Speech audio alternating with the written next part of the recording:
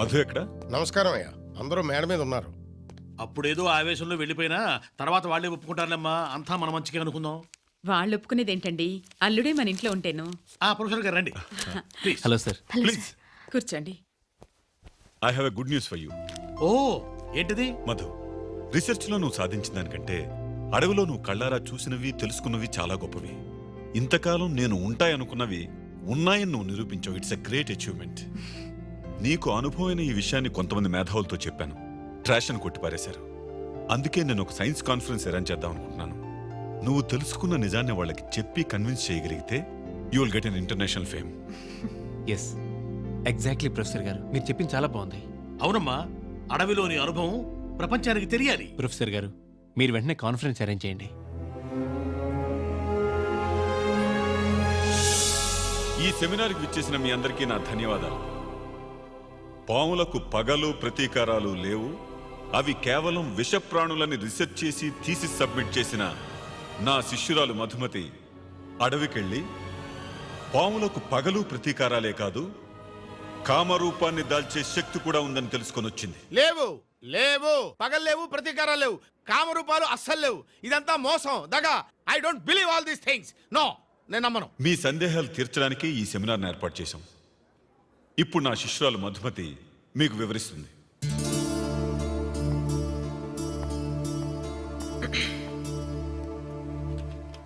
సభకు విచ్చేసిన అందరికీ నా నమస్కారాలు. పావులకి పగా ప్రతీకారాలు లేవని థీసిస్ కూడా సబ్మిట్ చేసిన నేను ఈ మధ్య అడవికి వెళ్ళినప్పుడు కొన్ని నిజాలు తెలుసుకున్నాను. ఏం తెలుసుకున్నావమ్మా?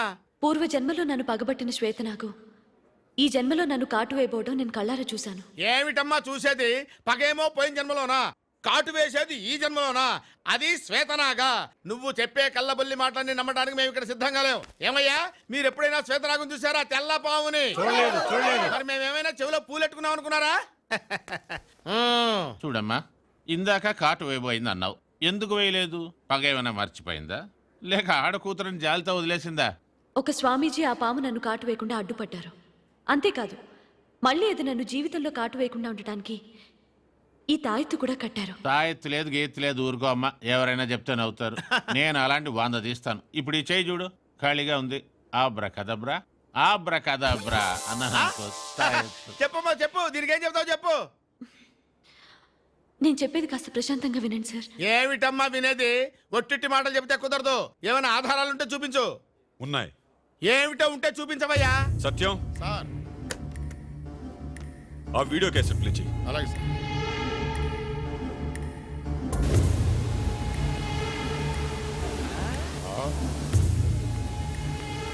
ఏమిటి ఏమిటో నొక్కేసి ఇలా చూస్తున్నావు? ఏముందమ్మా అక్కడ? శూన్యం, చుక్కలు తప్ప. ఏదో ప్లే చేసాం, చూడండి చూడండి అన్నారు. చూసుకోండి, మీరు కూడా వచ్చి చూసుకోండి. అవునమ్మా, అతను చెప్పేది నిజమే. ఇక్కడ ఏం రావట్లేదు. ప్రవీణ్, నీ దగ్గర ఫోటోలు ఉన్నాయి కదా, వాళ్ళకి చూపించు.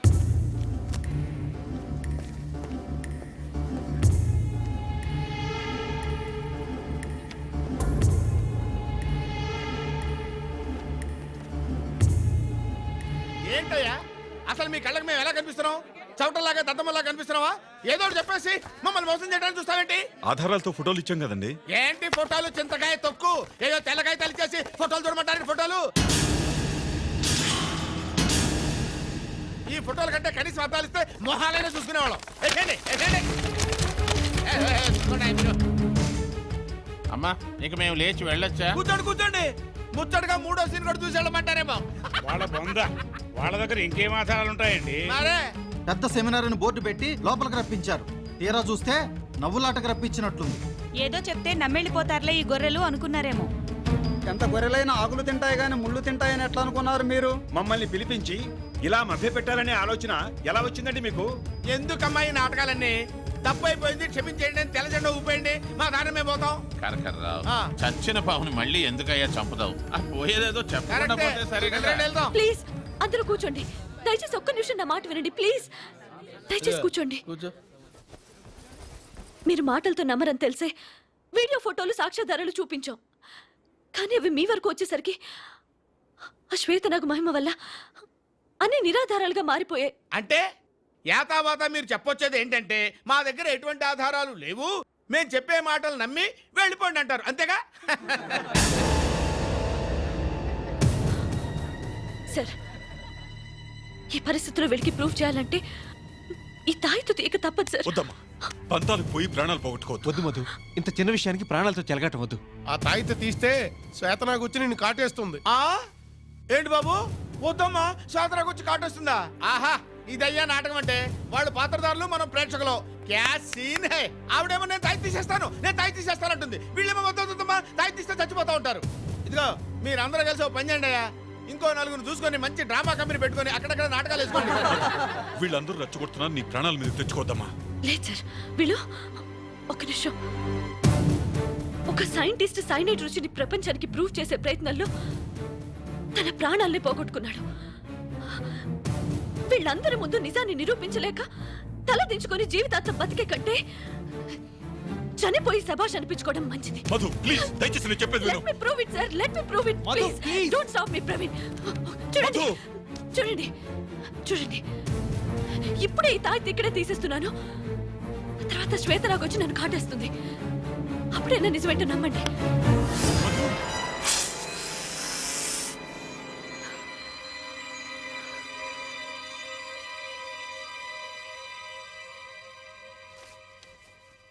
అమ్మయ్యా, రసవత్తరమైన ఈ డ్రామాలో మధురఘట్టం ముగిసిందయ్యా. మధురఘట్టం మాట అలా ఉంచు.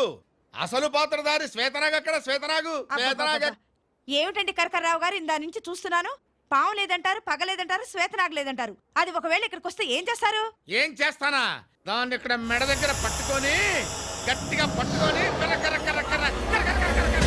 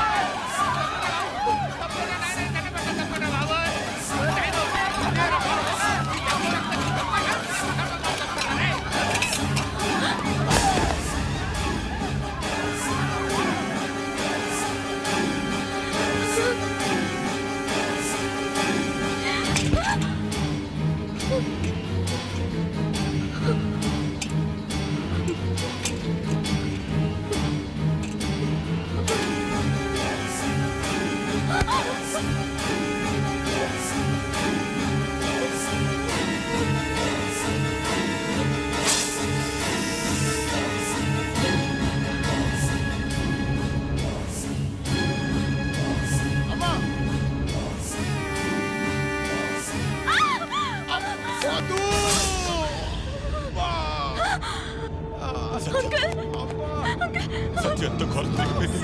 వెళ్ళి హాస్పిటల్ తీసుకెళ్ళాం. Come on. ఏంటంకుల్? Oh, God.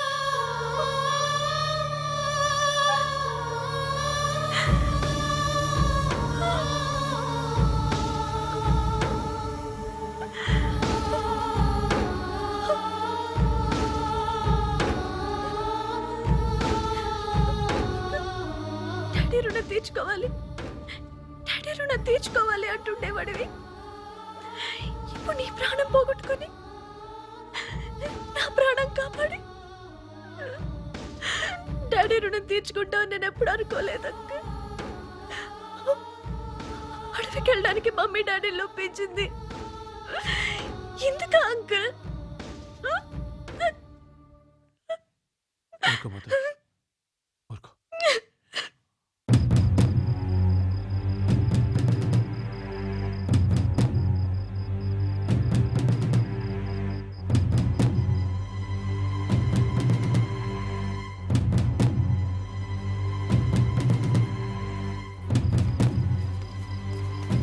నిశ్చితార్థం రోజు కుక్క పిల్లని, నిన్న కాన్ఫరెన్స్లో సత్యాన్ని కాటేసి చంపిన ఆ శ్వేతనాగుకు మా అమ్మాయి మీద ఎందుకింత పగ? ఖచ్చితంగా ఏదో బలమైన కారణం ఉండి తీరాలి, లేకపోతే ఆ శ్వేతరాగు మధుని ఇంతగా చేర్చేయదు.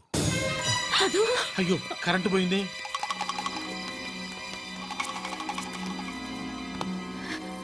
ఏం లేదమ్మా. మధు, మధు, it's me, నేను. Shut up, Praveen. అమ్మయ్యా, ప్రతి నాగుల చవితికి పూజలు చేశాను. అమ్మాయి సుఖంగా ఉండాలని ఎన్నో నోములు నోచాను. అయినా ఆ పాము నా బిడ్డ మీద పగబట్టిందంటే ఏ జన్మలో నేను చేసిన అపచారమో ఇలా అయింది.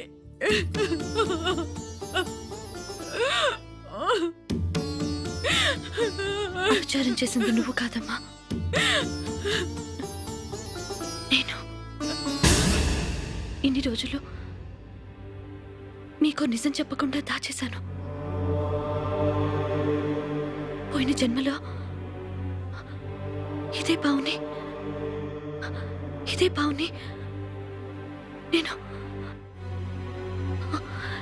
నేను నా చేతులతో చంపేశానట.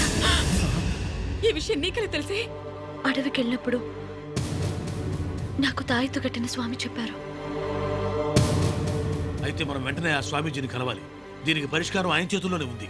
అవునన్నా, అది అడవిలో ఆయన ఎక్కడుంటారు? అది గూడెం దొరికి తెలుసు. వెంటనే మనం అడవికి బయలుదేరదాం.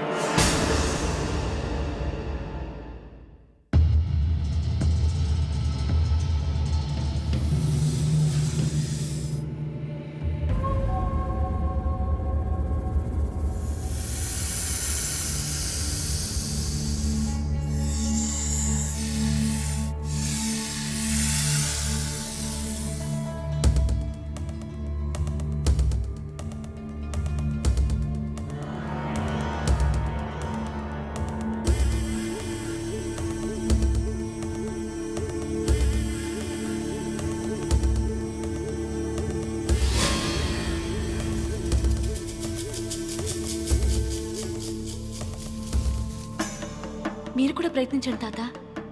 అప్పుడు మీకు తాళపత్ర గ్రంథాలు చదివే అవకాశం అయినా కలుగుతుంది, లేదా మీ కులదేవతైన వాసుకి కనిపించే భాగ్యం దక్కుతుంది. ఈ రెంటిలో ఏ ఒక్కటి జరిగినా మీ జీవితం ధన్యమైనట్టే.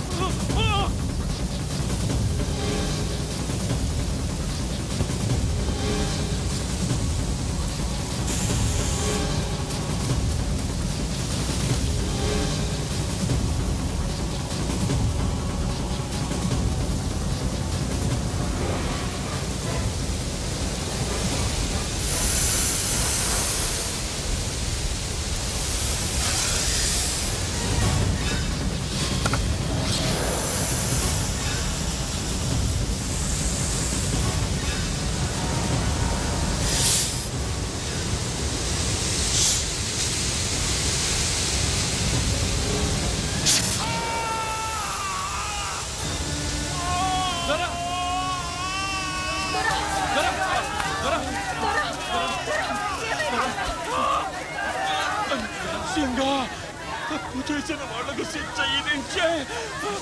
నేనే తప్పు చేసిన కులదేవత నాకు శిక్ష వేసింది. నేను ఇక బతుకను. దొరా, అంత మాటకు దొరా. నువ్వు లేకపోతే గూడెమే లేదు దొరా. నిన్ను మేము బతికించుకుంటావు దొరా. శివంగి, దొరం జాగ్రత్తగా చూసుకో. నేను ఇప్పుడే పోయి స్వామిని పట్టుకొస్తా. దొరకేం కాదు దొరా, నీకేం కాదు దొరా, నీకేం కాదు దొరా. నేను ఇప్పుడే వస్తాను దొరా. రండి, నా తరువాత ఈ గూడానికి సింగడే దొరా. కోకిల కోకిలకు అన్నది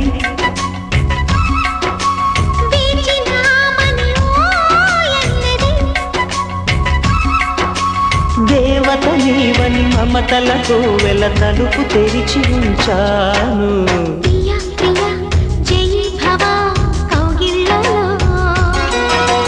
సఖీ సఖీ సుఖీ భవ సందెళ్ళలో.